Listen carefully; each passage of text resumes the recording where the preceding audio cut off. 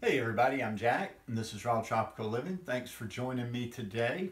It's about 7 o'clock on Saturday morning, and I'm going to shoot this video, edit it, do a few things, and then I'm heading down to Pensacola in about, I don't know, an hour and a half or so.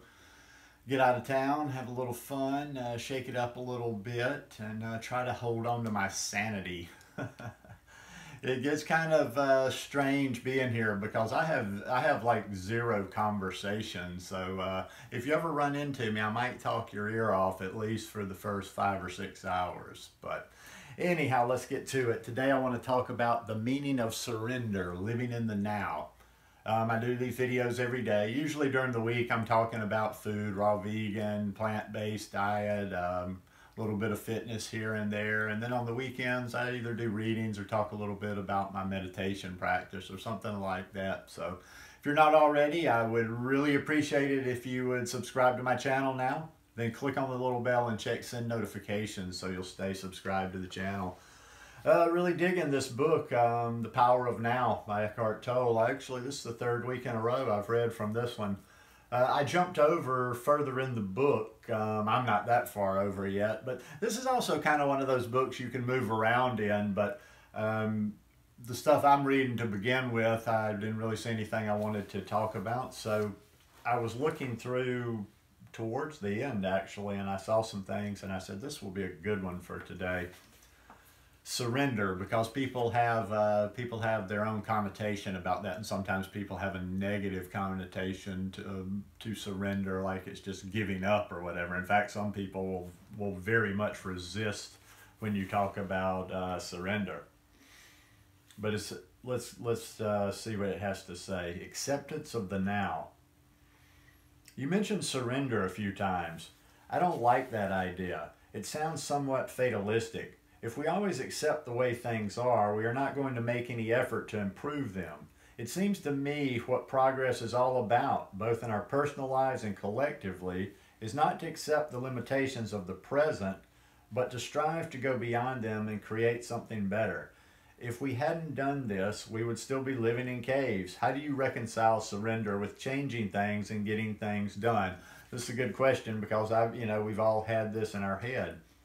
To some people, surrender may have negative connotations, implying defeat, giving up, failing to rise to the challenges of life, becoming lethargic, and so on.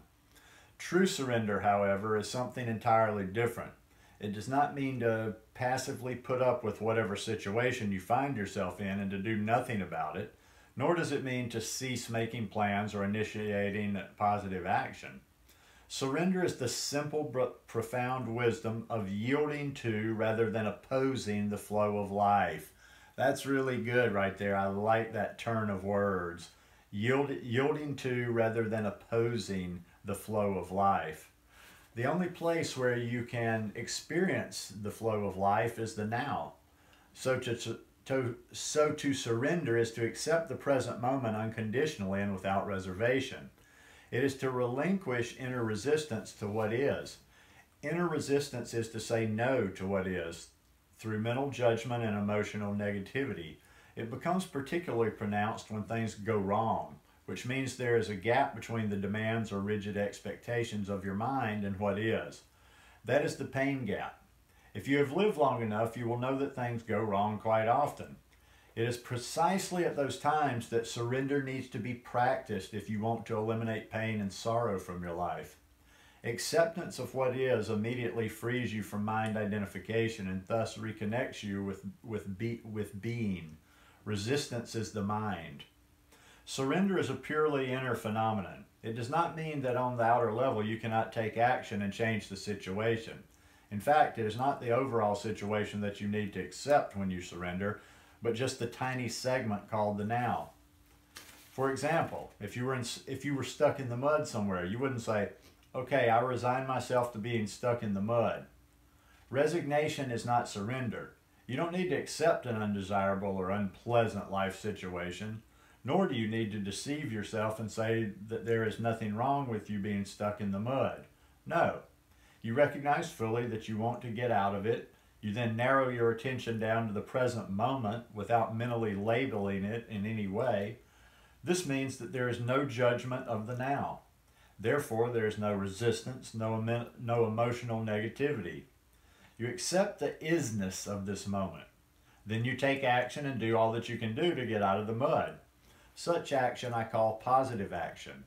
It is far more effective than negative action, which arises out of anger, despair, or frustration. Until you achieve the desired result, you continue to practice surrender by refraining from labeling the now. Let me give you a visual analogy to illustrate the point I am making. You are walking along a path at night, surrounded by a thick fog, but you have a powerful flashlight that cuts through the fog and creates a narrow, clear space in front of you. The fog is your life situation, which includes past and future.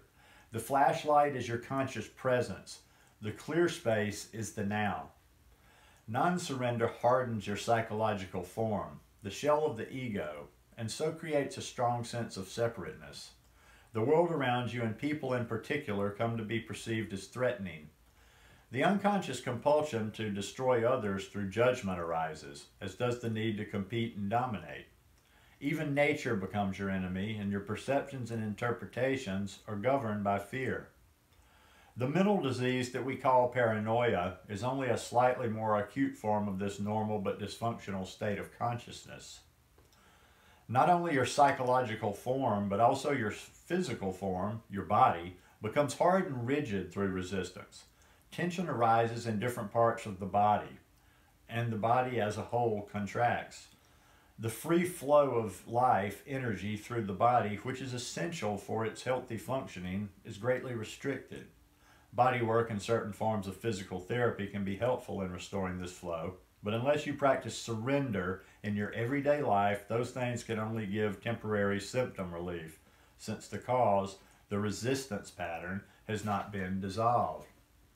There is something within you that remains unaffected by the transient circumstances that make up your life situation, and only through surrender do you have access to it.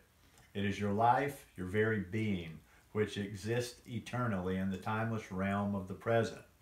Finding this life is the one that we all need and look for. That's something I'm working on, just surrendering. A lot of it is, like I say, it's accepting and being okay with what is. It's not about, like I say, being passive and not trying to, change your situation or whatever. But yeah, finding a lot of peace. Man, this book came at just the right time. I posted this on Instagram yesterday, just out of curiosity, and I said, hey, I'm enjoying this book. What is everybody else reading this summer?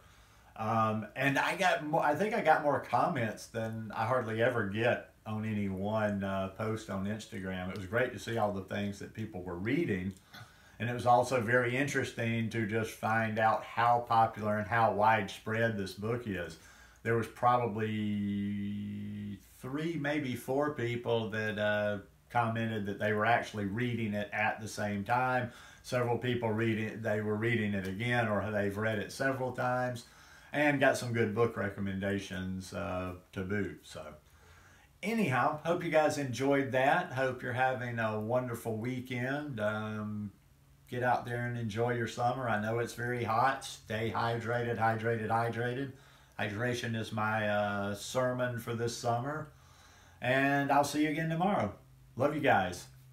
Peace.